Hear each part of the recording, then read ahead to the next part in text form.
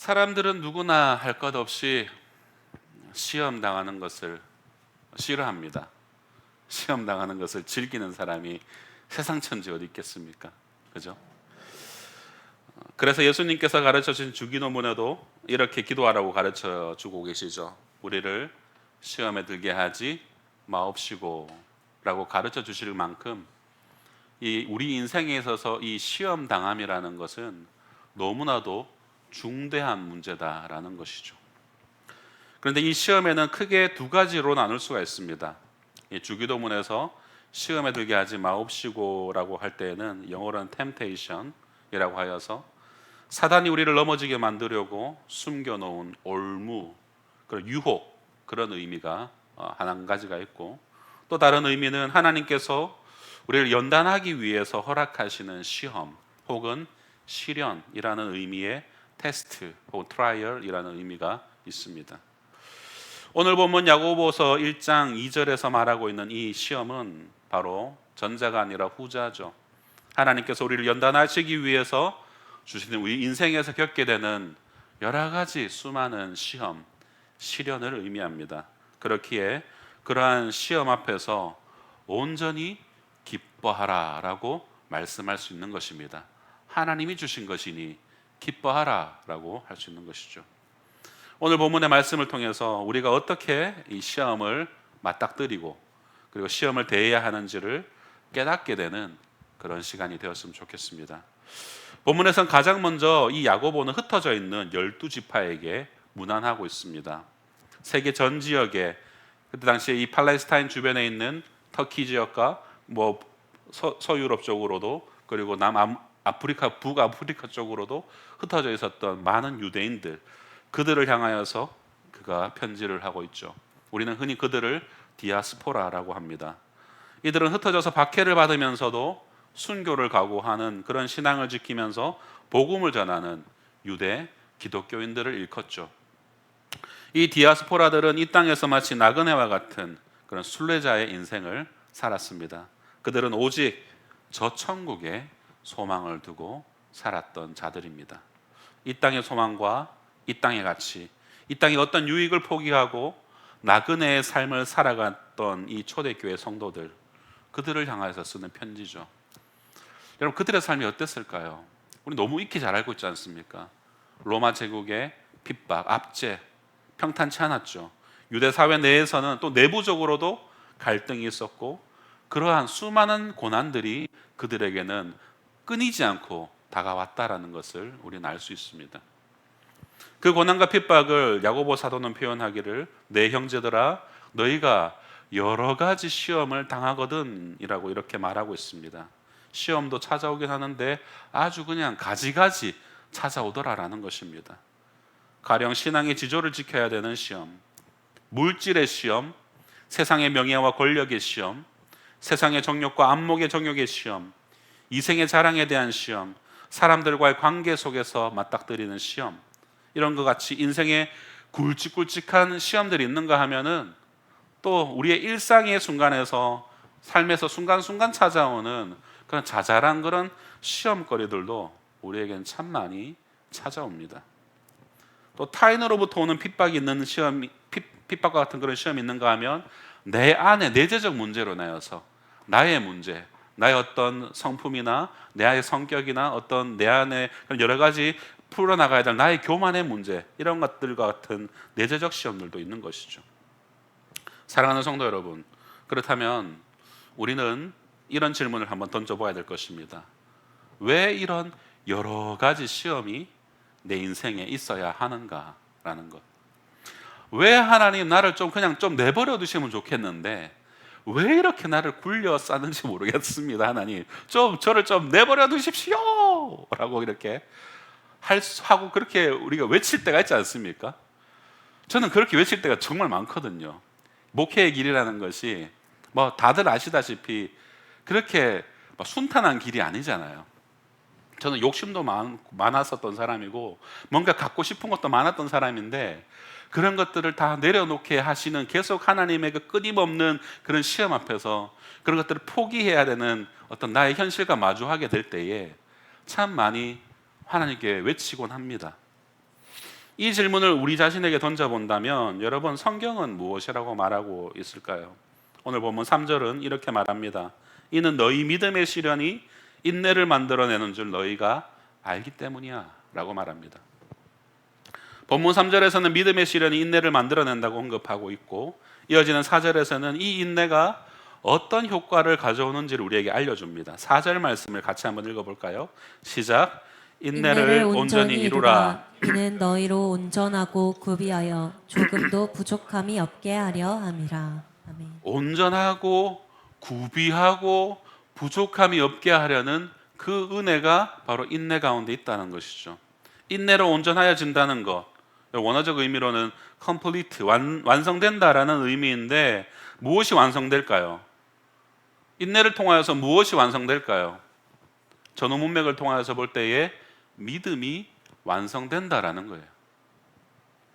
즉, 보이지 않는 이 믿음이라는 것, 여러분 믿음 안 보이잖아요. 여러분 저의 믿음이 보이십니까? 안 보이잖아요. 믿음이, 보이지 않는 이 믿음이 시련을 통하여서 완전하여진다, 곧 실제화된다라는 것이에요. 볼 수 있게 된다라는 거예요. 믿음이 인내를 통하여, 시련을 통하여서, 인내를 통하여서 볼 수 있게 된다는 겁니다. 여러분, 히브리서 11장 1절의 말씀이 문득 떠오르지 않으십니까? 믿음은 바라는 것들의 실상이요 보이지 않는 것들의 증거니 선진들이 이로써 증거를 얻었느니라.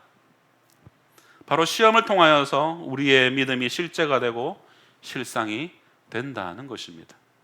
믿음이 무엇인지 잘 몰랐는데, 나도 내 안에 내가 믿는 것 같긴 한데 이 믿음이 뭔지 몰랐는데 시험을 겪어보니 이것이 믿음이구나. 믿음이 내가 기도했더니 기도한 대로 이루어진 것 때문에 믿음이 생기는 게 아니라, 나에게 시련이 닥쳐왔을 때에 기도했는데 풀리지도 않았는데 이 시련이 나에겐 아무것도 아닌 것이 되는 것을 경험하는 것, 이것이 바로 내가 믿음이 있구나 라는 것을 알게 되는 척도라는 것이죠. 도무지 용서하지 못할 것 같았던, 온 가족에게 빚과 어려운 시련만을 떠안기고 세상을 먼저 훌쩍 떠나버린 아버지를 용서할 수 있는 믿음, 사랑하는 딸을 죽여버린 연쇄살인마를 많은 회중들이 앉아있는 재판장 앞에서 회중들에게 용서를 선포하는 목사 아버지의 그러한 믿음, 여러분 이것이 세상적으로 볼 때에는, 인간적으로 볼 때에는 너무도 불가능하다라고 여겨지게 되지만, 근데 그것이 실제로 참아지고 실제로 용서가 되어지고 실제로 사랑으로 품어지게 되어지고 실제로 우리 삶의 증거로 다가오는 그것이 바로 믿음이다라는 것입니다. 자, 이제 다시 역으로 이 믿음을 완성하는 것이 뭐라고 하냐면 바로 인내요. 이 인내는 바로 우리의 삶에 의도하든 의도치 않든 찾아오는 수많은 시련들, 시험에 의해서 완성된다라는 것임을 바로 야고보는 우리에게 말하고 있다라는 겁니다. 결국 여러 가지 시험을 당하거든 온전히 기쁘게 여기라는 이 야고보의 외침은 이것이 너희에게 유익하다, 그것이 너의 영혼을 살리고 너의 영혼을 연단하고 단련하는 것이다 라는 것을 가르치고 있는 것입니다. 그렇기 때문에 시험에는 분명한 뜻이 있고 하나님의 계획이 있기 마련인 것이죠. 사랑하는 성도 여러분, 학교에서 혹은 학원에서 우리가 아이들에게 시험을 치잖아요. 시험을 왜 칩니까? 왜 칠까요?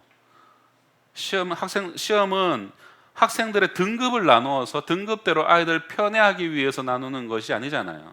시험이라는 것은 궁극적으로, 본질적으로 이 아이들의 실력 향상을 위해서 그렇게 시험을 친다는 것입니다. 누구도 부인할 수 없죠. 시험을 안 쳐도 알아서 공부하는 그런 정신 나간 학생은 사실 별로 없습니다. 시험 안 친다면은 공부를 하겠습니까? 궁극적으로 우리가 수능도 없고 뭐 대입 시험 이런 거 시험이 없다고 생각해 보세요. 그러면은 우리가 공부를 할 이유가 없죠. 잘 안 합니다. 그런 아주 정말 나는 내 인생을 뭔가 깨닫게 성찰하기 위해서 공부합니다라고 하는 친구는 극히 드물어요. 시험을 치니까 공부하게 되는 겁니다. 시험을 치니까 이 시험을 준비하기 위해서 숙제도 내주는 거죠. 저희 집에 우리 아이들이 세 자녀잖아요. 세 자녀라서 참 좋은데 안 좋은 점이 하나 있어요. 이 아이들이 지금 다 학년기지 않습니까? 중학생, 중3이에요. 게다가 중3 힘들어 죽겠습니다. 중3 제가 마크 하거든요. 우리 아내가 중3을 커버를 할 수 없으니까 제가 중3을 커버합니다. 중학교 수학, 영어 이런 것들을 제가 이제 조금씩 미비된 것들을 이제 학원에서 배워온 것들을 도저히 모르겠다고 머리 끓는 이 첫째 아이를 앉혀놓고 때로는 가르칩니다. 잘 습득이 안 돼요. 숙제가 너무 많더라고요. 몇 페이지까지 풀어오라고 하는데 끝이 없어요. 넘기는데 학원에서 숙제를 이렇게 많이 내주나? 학원 가지 말라면서 내가 야 네가 알아서 풀든지 나한테 갖고 오지 말라고 아빠도 힘들어 죽겠다고 그럴 때 있는데 첫째만이 아닙니다. 둘째도 초등학교 6학년 아내가 커버할 수가 없어요. 그러다 보니까 둘째도 알아요. 엄마한테 가면 답을 얻을 수 없으니까 저에게 옵니다. 저에게 문제를 들고 와서 쩔레쩔레 왔거나 아빠 그래도 둘째는 좋아요. 둘째는 약간 그런 학업에 대한 뭔가 이렇게 그 적극성도 있고 이게 조금 더 애가 머리가 조금 나은 것 같아요. 뭐 여기서 없으니까 하는 얘기입니다. 없어서 오늘 상주 갔어요. 오늘 뭐 사람들 보고 싶다고 갔어요. 친구들도 보고 뭐 아내도 뭐 자기 아는 분들 보려고 갔는데 저는 뭐 좋아요. 뭐 가면은 그렇게 해서 오면은 애한테 가르쳐 줍니다. 가르쳐 주는데 점점 문제가 점점 이렇게 많아져요. 셋째는 또 숙제를 너무 많이 내주시는 것 같아요. 예, 좀 부탁드리겠습니다. 이제 셋째도 학년 조금 올라가고 도형 넘어가니까 엄마가 여보 나는 도형 모른다 면서 이제부터 저한테 오더라고요. 그래서 어제도 2시간 동안 제가 앉아서 승민이 숙제를 도와줬습니다. 숙제 좀 적게 내주십시오. 예. 왜 합니까? 실력을 향상하기 위해서 그 또래에 맞는 실력을 향상하기 위해서 우리가 그렇게 시험을 치고 숙제를 내주는 것이죠. 이처럼 하나님이 우리 인생 가운데 주시는 시험에는 하나님의 어떤 그런 특별한 의도가 담겨 있다는 겁니다. 계획이 있다는 거예요. 그것이 뭐냐? 바로 믿음의 실력 향상이라는 하나님의 특별한 의도가 그 시험 가운데 숨겨져 있다는 것입니다. 하나님께서는 어떻게 해서든지 우리를 향한 그 믿음의 성장 목표를 가지고 계시고 그것을 우리에게 주시면서 우리를 시험하시더라라는 겁니다. 왕관의 보석 같은 성도 여러분, 그렇다면 여러 가지 시험을 당하거든 어떻게 해야 되는가? 오늘 본문을 통해서 시험 당할 때 중요한 원칙 3가지를 우리가 함께 나눠보고 한 가지씩 깊이 한번 묵상해 보았으면 좋겠습니다. 여러 가지 시험을 당하거든 첫 번째로 온전히 기쁘게 여기라라고 가르칩니다. 2절 말씀 같이 읽어보겠습니다. 시작. 내 형제들아 너희가 여러 가지 시험을 당하거든 온전히 기쁘게 여기라. 아멘. 2절에서 여기라라는 이 단어는 헬라어로 헤게오마이라는 단어를 사용합니다. 이 단어의 의미는 to read, 이끌다, to consider, 간주하다, to think, 생각하다라는 뜻으로 사용되어집니다. 다양한 시험이 다가왔을 때 파란 or 카란 joy 헤게사스 때 consider it, 그러니까 all joy consider it이라고 이렇게 표현하고 있어요. 직역하면 모두 기쁨으로 간주해라라는 거예요. 모두 기쁨으로 간주해라. 여러 가지 시험이 다가왔을 때라고 이렇게 직역이 되어집니다. 어떻게 그럴 수 있습니까, 여러분? 우리를 믿음에서 넘어뜨리려는 시련이 닥쳐왔는데 어떻게 그 모두를 기쁨으로 이끌어갈 수 있겠습니까? 어려운 일이죠. 굉장히 어려운 일입니다. 그 시험에 대해서 깨닫고 그 시험을 대하는 태도를 여러분 스스로 결정하라는 거예요. 여기라고 말하고 있잖아. 우리에게 그 분깃을 넘기는 거예요. 어려운데 그 시험 어려운 거 아는데 그것을 기쁘게 여겨라 라고 우리에게 그 분깃을 넘겨버립니다. 우리가 결정하라는 거예요. 시험에 대한 인식의 태도를 결정하라는 거예요. 너희가 행동으로. 성도 여러분, 성경은 예수를 믿는 순간 모든 시험이 순식간에 다 사라진다라고 말하지 않습니다. 오히려 더 많은 시험이 찾아온다라고 말하고 있어요. 더욱 예수님을 믿으면 안 당해도 될 여러 가지 시험을 당할 수도 있고 안 해도 될 숱한 고민들을 하게 되더라는 거예요. 예수 믿는 것 때문에 왜 나는 고민을 추가적으로 해야 되는가? 이 딜레마에 우리는 빠질 수밖에 없습니다. 여러분 직장 생활을 하게 되면은 그런 고민에 빠질 수밖에 없죠. 저도 27살에 26살에 이제 신대원 4학년 마치기 전에 11월 달에 신대원 시험을 쳤습니다. 근데 뭐 준비를 제대로 못했죠. 못해서 4학년 학업과 같이 한다고 바로 졸업하면 바로 신대원 가려고 그래 생각하고 준비를 했는데 뭐 그냥 한번 쳐본 거예요. 제대로 준비 안 하고 떨어졌습니다. 그리고 이제 한 해를 이제 신대원을 가려고 준비를 하는 한 해를 가지고 그 사이에 이제 대구의 전시 컨벤션 센터라고 엑스코에서 계약직으로 한 6개월 그린 엑스포를 담당해서 이렇게 계약직으로 들어갔던 적이 있었습니다. 그때 제가 뭐 정직원이 아니니까 저는 TM을 담당했습니다. TM 뭐죠? 텔레마케팅. 그린 엑스포가 신재생 에너지에 관련된 그런 거거든요. 올해로 한 20년째 넘어가고 있는 그런 엑스포인데 그때 이제 처음 막 발족해갖고 막 되게 신경 쓰고 있었어요. 전시 2팀에 소속되어서 하는데 제가 해야 될 전화가 하루에 한 300여 건 했었어야 됐습니다. 전국에 있는 지열, 태양열, 뭐 온갖 보일러 관련된 거 정말 우리가 생각할 때 정말 별거 아닌 그런 것들도 다 우리 그 리스트에 이제 업로드 되어지면은 그 회사에 다 전화해가지고 제가 이제 판촉을 하는 거예요. 부스 하나 이렇게 저희가 싸게 드릴게요 이러면서 그 텔레마케팅을 제가 담당을 했었습니다. 그것을 할 때에 이제 처음에 의기투합하자고 팀장님이 회식 자리를 이렇게 가졌습니다.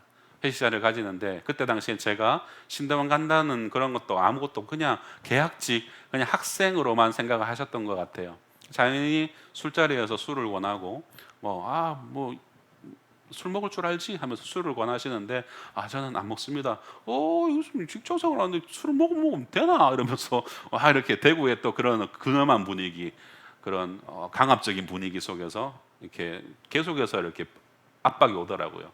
그래도 끝까지 그것을 부정하였고 결국에는 제가 그냥 혹시라도 제가 말한 것에 대해서 책임을 너무 크게 질까 봐 함구하고 있었는데 신대원 가는 목회자의 길을 가겠다라는 것을 함구하고 있었는데 너무 압박이 오니까 사실 저 목회자 하려고 합니다 라고 얘기를 하고 그 자리에서 이제 좀 벗어날 수가 있었습니다.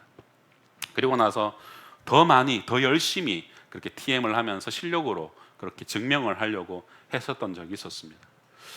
그런 여러 가지 시험들 내가 믿는 것 때문에 그냥 편안하게 그냥 주면 주는 대로 먹고 그냥 크게 부딪힘 없이 서스름 없이 했으면 좋았겠지만 그 부담을 가지고 더 어려운 길을 선택할 수밖에 없었던 거 그런 시험들이 우리 믿음의 사람들에게 찾아오더라는 거예요. 믿음 때문에. 그런 시험을 만나거든 기쁘게 여기라 라고 말씀합니다. 기쁨으로 너를 이끌어라 라는 것입니다. 태도와 같은 의지적 요소가 수반되어지는 것이죠. 베드로전서 4장 12절에서 19절에도 보게 되면은 베드로 사도가 이 그리스도인들이 받게 될 고난에 대해서 이 말씀에서 쭉 언급하는 내용들이 나옵니다. 그 중에 베드로전서 4장 12절에서 13절 말씀을 보십시오. 사랑하는 자들아 너희를 연단하려고 오는 불시험을 이상한 일 당하는 것 같이 여기지 말고 오히려 너희가 그리스도의 고난에 참여하는 것으로 즐거워하라. 이는 그의 영광을 나타내실 때에 너희로 즐거워하고 기뻐하게 하려 함이라 라고 우리에게 말씀합니다. 여러분 이 야고보와 오늘 본문의 야고보와 이 베드로가 아주 짜고서 우리를 놀리려고 이렇게 막 같은 말을 했겠습니까? 실제 이들이 이 서신을 기록할 때 로마의 핍박이 절정에 달했을 때였습니다. 그런데 유혹과 핍박이 오면 기뻐하라고 말하고 있어요. 즐거워하라고 합니다. 왜요? 이는 그의 영광을 나타내실 때에 너희로 즐거워하고 기뻐하게 하려 함이라 라고 그 이유를 우리에게 설명해 줍니다. 성도 여러분, 시험은 이상한 일이 아닙니다. 당연한 것입니다. 시험 없는 인생은 없습니다. 시험의 연속이 바로 인생입니다. 그렇다면 여러분 어차피 만나야 할 시험, 어차피 겪어야 할 시험이라면 이 시험을 기쁘게 여기라. 주께서 당신의 영광을 나타나실 때가 곧 오는데 그때 지금의 이 시험은 너희가 누릴 기쁨과 즐거움과는 비교도 안 되는 것들이기에 야고보와 베드로는 이렇게 말씀할 수 있었던 거예요. 이렇게 외칠 수 있었던 겁니다. 비단 여러분 야고보와 베드로만입니까? 아니죠. 사도 바울도 똑같이 말을 합니다. 로마서 8장 16절에서 18절 말씀, 성령이 친히 우리의 영과 더불어 우리가 하나님의 자녀인 것을 증언하시나니 자녀임은 또한 상속자고 하나님의 상속자요 그리스도와 함께 한 상속자니 우리가 그와 함께 영광을 받기 위하여 고난도 함께 받아야 할 것이니라 생각하건대 현재의 고난은 장차 우리에게 나타날 영광과는 비교할 수 없도다. 시험을 피할 수 없으면 즐기실 수 있는 그런 우리 성도님들 되시기를 축복합니다. 한 시골에 이름이 예수인 대장장이가 있었습니다. 하루는 이 대장장이가 전쟁을 위해서 칼이 필요했는데 이 대장장이가 주변을 돌아봤는데 칼은 없고 호미, 곡괭이, 쟁기, 삽 이런 것들만 질비하게 있는 것입니다. 그래서 이 대장장이는 뜨거운 풀무에 곡괭이와 호미와 쟁기와 삽을 다 떨어 넣습니다. 그것을 다 녹이죠. 그리고 다 녹아내립니다. 그것이. 그리고는 칼 모양의 틀에 집어넣고 뜨거운 이 녹아진 철물을 쏟아냅니다. 틀이 잡혔고 굳어졌을 때 대장장이는 망치를 가져와서 이 철덩어리를 때리기 시작합니다. 팍, 팍. 얼마 지나지 않아서 대장장이 예수의 손에 들린 것이 무엇일까요, 여러분? 쟁기입니까? 삽입니까? 칼이 들려지더라는 거예요. 사랑하는 성도 여러분, 우리가 곡괭이요, 호미요, 쟁기요, 삽과 같은 자들이었습니다. 물론 그런 농기구도 다 용도에 따라 쓸모가 있죠. 그러나 전쟁을 하려면 칼이 필요하고 방패가 필요하고 갑옷이 필요한데 그것이 없다고 만들지 않고 호미를 들고 전쟁터에 나갈 사람이 어디 있겠습니까? 대장장이 예수는 그 호미 같은 우리들을 풀무 속에 녹이고 망치로 연단해서 칼을 만들어내십니다. 그 칼을 만들어내는 과정이 시련이요 우리 그리스도인들이 받게 되는 시험인 줄 여러분 믿으시기 바랍니다. 그러므로 시험을 온전히 기쁘게 여기시기 바랍니다. 기쁘지 않은 상황이지만 기쁘게 여기시기 바랍니다. 예수께서 가장 적절한 온도로 우리를 달구시고 가장 적절한 강도로 우리를 내리치셔서 그분이 원하는 모양대로 만들어 가신다라는 것을 우리는 믿음으로 맡길 수 있어야 됩니다. 아이고 주님, 아이고 아파라. 아이고 그래도 주님, 제가 저를 칼로 만드시려는 거죠. 아버지, 견디게 해 주시옵소서 하는 그런 마음으로 맡길 수 있어야 된다는 것입니다.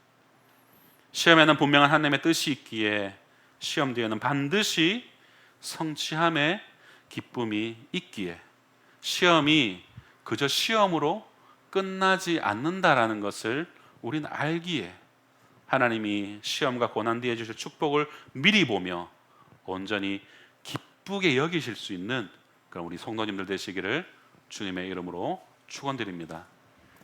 여러 가지 시험을 만나거든 두 번째로 믿음의 시련이 인내를 만들어내는 줄 알아라 라고 알고 있습니다. 3절 말씀 함께 읽겠습니다. 시작.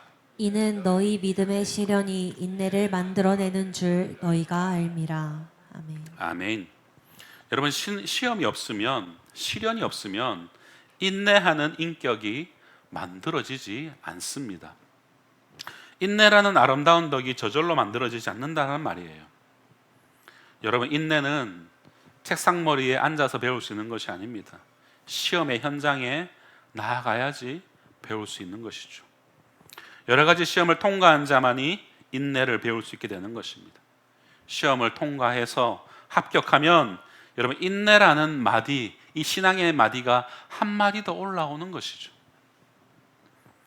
그 마디가 생길 때마다 우리의 신앙은 더욱더 견고하게 세워져 가는 줄로 믿습니다. 바로 인내가 신앙의 내성을 기르는 가장 빠른 길입니다.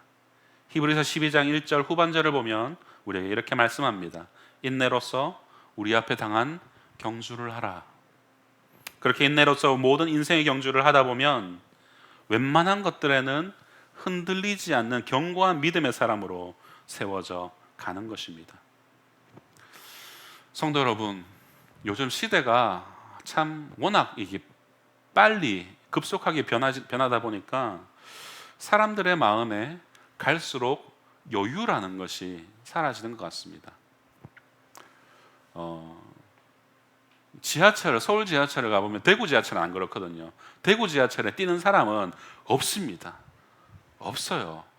환승역이 뭐 1호선, 2호선 2개밖에 없으니까 지상철 이제 3호선 있긴 한데 그게 크게 뭐 겹치지 않으니까 전 뛰는 사람을 본 적이 없었어요. 갈 때마다. 근데 서울은 지하철을 자주 이용합니다. 지하철 이용해 보는데 사람들이 참 많이 뛰더라고요. 많기도 많고 특히 1호선은 정말 야 여기 와 이거 타고 어떻게 다니지라고 그렇게 말이 나올 정도로 사람이 꽉꽉 들어차더라고요. 여유를 잃게 되다 보니까 인내할 줄을 모르게 됩니다. 작은 것에 화가 나고 소리를 지르게 되는 모습들을 자주 보게 됩니다. 여러분, 학생이 학교 생활을 인내할 줄 모르면 자퇴하게 되죠. 군인이 군 생활을 인내할 줄 모르면 탈영을 하게 되고 급기야 총기를 난사하고 수류탄을 던지는 이런 일들이 인내하지 못해서 발생하는 일들입니다. 부부가 결혼 생활을 인내할 줄 모르면 결과는 뻔하죠. 금방 이혼합니다. 우리 지금 구자민 집사님 새보미가 나서 너무 행복하면서도 육신적으로 많이 이렇게 피곤하실 거예요. 우리 강 집사님 아기 보는 거 옆에서 도와주랴, 또 강 집사님 또 수발 들랴 힘듭니다. 제가 또 한마디 덧붙였는데 저도 지금 우리 세 자녀를 키웠지만 첫째 때 제일 힘들었거든요. 첫째 때 제가 신대원 2학년 때 공부를 제일 많이 해야 되는 그 시점에 이제 우리 하연이가 저희 가정에 찾아온 거예요. 그래서 정말 열심히 이렇게 공부를 하다 보니까 못 도와준 거예요. 못 도와주다 보니까 아내는 나름대로 이렇게 잘한다고 당신 공부 열심히 하고 사역 열심히 하라고 배려한다고 하지만 그게 쌓이고 잠을 못 자고 이렇게 하다 보니까 터져버리는 날이 오더라고요. 제일 우리 부부의 가장 큰 위기가 첫째 나고 있었다라는 것을 말을 해주면서 그 이후로는 애들 그냥 발로 키웠다 이렇게 존경한다고 하길래 아니다 그냥 발로 키웠다 아내가 막 발로 키우더라 이렇게 얘기를 해드렸는데 정말 그렇더라고요. 그 부부가 인내하지 못하게 되면은 참지 못하게 되면은 금방이라도 이혼을 해버릴 수밖에 없다는 것입니다. 그렇게 좋다고 난리치다가도 몇 달 사이에 돌아버릴 수 있는 것이 바로 인내의 결여로 인하여서 찾아오더라는 겁니다. 교회 생활도 마찬가지입니다. 인내할 줄 모르면 별일 아닌 것으로 우리 마음이 상해버립니다. 조금 열심을 내던가 싶다가 금방 식어버리고 금방 넘어지고 자빠져 버립니다. 그렇게 우리의 삶에서는 이토록 인내가 중요한 것이죠. 사랑하는 성도 여러분, 애굽 군인을 살해하고 도망친 모세, 미디안 광야로 도망치지 않습니까? 40년간 미디안 광야에서 그 인고의 세월을 보내지 않습니까? 그때까지 이 모세가 이 40년의 인내의 세월로 위대한 지도자로 그렇게 빚어져 갔던 것입니다. 바울은 어떻습니까? 다메섹 도상에서 예수님을 만난 후에 그가 아라비아 광야에서 3년 반 동안 그 인내의 세월을 보내고 이방인의 위대한 사도 바울로 거듭날 수 있었던 것입니다. 요셉은 형들에게 팔려서 13년간 애굽에서 종살이를 하는 그 인내의 세월을 보낸 후에 애굽의 총리가 되었던 것이죠. 다윗은 15세 전으로 사무엘 선지자의 기름을 받게 되었을 때 기름 부음을 받고 네가 왕이 될 것이라는 기름 부음을 받았을 때에 그의 마음이 어떻겠어요? 너무 좋았겠죠. 근데 처음에는 사울 왕의 군대 장관으로 봉직하고 그의 딸과도 결혼하면서 막 출세가도로 달리는 것 같다가 사울은 천천히요 다윗은 만만이라는 소리에 헷가닥 돌아버린 사울에게 10수년간 쫓기는 세월, 그 인내의 세월이 지나고 나서 30살이 되어서야 그가 이스라엘을 다스리는 왕이 될 수 있었던 것입니다. 성도 여러분, 꼭 기억하십시오. 고난의 시간, 역경의 시간, 인내의 세월이 여러분 위대한 인생을 만드는 것입니다. 믿음의 시련이 인내라는 아름다운 인격을 만든다라는 사실을 여러분 꼭 기억하시기 바랍니다. 인내할 줄 아는 인격이 만들어져야 하나님이 들어쓰시는 위대한 인생이 된다라는 것입니다. 그렇게 하나님께 쓰임받는 성도님들 되시길 주님의 이름으로 축원드립니다. 여러 가지 시험을 당하거든 세 번째로 온전하고 구비하여 부족함이 없게 하시기 위함이다라는 것을 여러분 기억하십시오.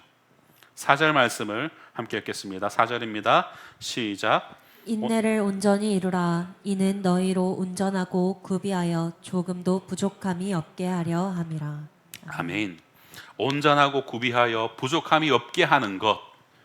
여러분, 이것을 우리는 흔히 성화라고 말하고 그냥 우리의 일반적인 단어로는 성숙이라고 표현을 합니다. 여러 가지 시험은 우리의 신앙을 굳건히 해주고 우리의 인격을 성숙하게 해줍니다. 앞서 예로 들었던 대장장이 예수님의 그 담금질을 견뎌내야 우리는 더욱더 온전하여지고 구비하게 되고 부족함이 없어지는 것입니다. 불순물이 섞여 있는 광석이 있는데 여러분, 그 불순물이 섞여 있는 광석 그 자체로는 가치가 없습니다. 그 광석이 뜨거운 풀물을 통과하면서 모든 불순물이 제거되어지고 그렇게 되어서 보석이 탄생하고 정금되어지고 금이 나오고 다이아몬드가 되는 것 아니겠습니까? 욥기 23장 10절, 우리가 너무 잘 알고 있는 욥의 고백. 나의 가는 길을 오직 그가 아시나니 그가 나를 단련하신 후에는 내가 정금같이 나오리라. 단련의 과정이 여러분 어렵고 힘들지만 그 고난의 풀무 시련의 재련 과정을 거치면 정금 같은 신앙으로, 보석 같은 신앙으로 새롭게 나아온다라는 것입니다. 지금 내가 당하는 시험보다도 시험 뒤에 주실 축복과 유익이 더욱 크기 때문에 하나님이 나를 시험하신다라는 이 믿음이 여러분 우리는 더욱더 굳건하여질 수 있는 것 아니겠습니까? 여러분 항상 그렇게 생각하십시오. 어려움이 내게 다가왔을 때, 여러 가지 어려움이 내게 다가왔을 때, 하나님 나를 또 연단하여서 나를 정금같이 하여서 나의 믿음을 더욱더 굳건하게 하시려고 하시나 보다 라고 여기신다면 우리는 이 앞서 야고보의 가르침처럼 충분히 기쁘게 여길 수 있게 되는 것입니다. 시험을 통과하고 다른 사람을 돌보고 섬길 수 있는 그런 성숙한 신앙, 정금 같은 신앙, 보석같이 빛나는 그런 신앙생활을 하는 것은 성도라면 누구 할 것 없이 다 바라는 모습 아니겠습니까? 여러분, 그런 성숙이 그냥 오지 않습니다. 시험을 통하여서 우리는 온전하여지고 부족하던 것이 구비되어지고 채워지게 하시려고 그 시험을 주시더라는 겁니다. 우리에게는 여러 가지가 참 부족합니다. 사랑도 부족하고 용서도 부족하고 배려도 부족하고 절제도 부족하고 거의 모든 신앙적 미덕이 우리는 다 부족합니다. 그것을 알고 시험을 당해야 여러분 시험의 의미와 목적을 알 수 있게 되는 것이죠. 사랑이 부족한 걸 구비케 하시려고 지금 이 시험에 왔구나. 내가 용서가 부족한 것을 아시고 용서를 시켜보시려고 시험을 나에게 주시는구나. 절제를 전혀 모르던 무분별한 나의 입술과 행위를 시험을 통해서 하나님이 알게 해주시는구나. 이것을 통해서 나를 성숙하게 하시려는구나. 이 고백이 나오는 것 아니겠습니까? 성도 여러분, 그렇게 시험 한 번으로 부족함이 완전히 채워집니까? 아니죠. 그걸 바라서도 안 되는 겁니다. 본문 2절에서 말하고 있듯이 여러 가지 시험을 당해야 나의 부족함들이 채워지고 그것을 통해서 나는 성장하고 나의 형제 자매들에게 유익을 주는 선한 영향력을 미치는 그런 성도가 된다는 것을 기억하시는 우리 복된 성도님들 되시기를 주님의 이름으로 축원드립니다. 왕관의 보석 같은 사랑하는 성도 여러분, 말씀을 맺을까 합니다. 여러 가지 시험을 당하거든 온전히 기쁘게 여기십시오. 온전히 기쁘게 여러분을 이끌어 가십시오. 그리고 그 시험을 통해서 우리는 인내가 연단된다라는 것을 여러분 아십시오. 인내가 연단되어진다. 이 시험을 통해서 나는 더 잘한다 라는 것을 아십시오. 그리고 그 인내를 통해서 온전히 구비되고 부족함이 없게 하시려는 하나님의 깊은 의도와 목적이 있다라는 것을 여러분 기억하실 수 있기를 소망합니다. 시험에 대한 이와 같은 태도를 견지하게 되면 성도가 무엇을 할까요? 5절을 함께 읽어보겠습니다. 5절입니다. 시작. 너희 중에 누구든지 지혜가 부족하거든 모든 사람에게 후히 주시고 꾸짖지 아니하시는 하나님께 구하라. 그리하면 주시리라. 아멘. 비로소 지혜를 구하게 됩니다.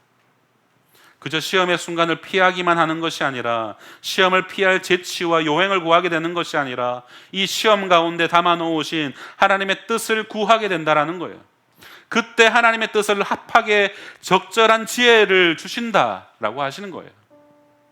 그러므로 시험은 하나님을 새롭게 만날 기회이고 하나님의 뜻을 발견할 기회이고 하나님의 음성을 들을 기회가 바로 시험이다라는 겁니다. 이것을 꼭 기억하시기 바랍니다. 사랑하는 성도 여러분, 혹시 여러분 인생에 지금 시험이 찾아오셨습니까? 앞으로는 여러분 하나님이 나에게 새로운 은혜를 주실 모양이구나, 또 새로운 하나님 지혜를 주실 모양이구나, 구하자. 그러면 후히 주시고 꾸짖지 아니하시는 하나님이 약속 가운데 주시겠다고 하신 그것을 반드시 주실 거야 라는 그 믿음으로 여러분 시험을 감당할 수 있기를 소망합니다. 부디 후히 주시고 꾸짖지 아니하시고 풍성함으로 채워주시는 더 깊은 하나님의 은혜를 경험하는 축복의 기회가 될 수 있기를 주님의 이름으로 축원드립니다. 함께 이 시간 우리 찬양하며 기도의 자리로 나가길 원합니다.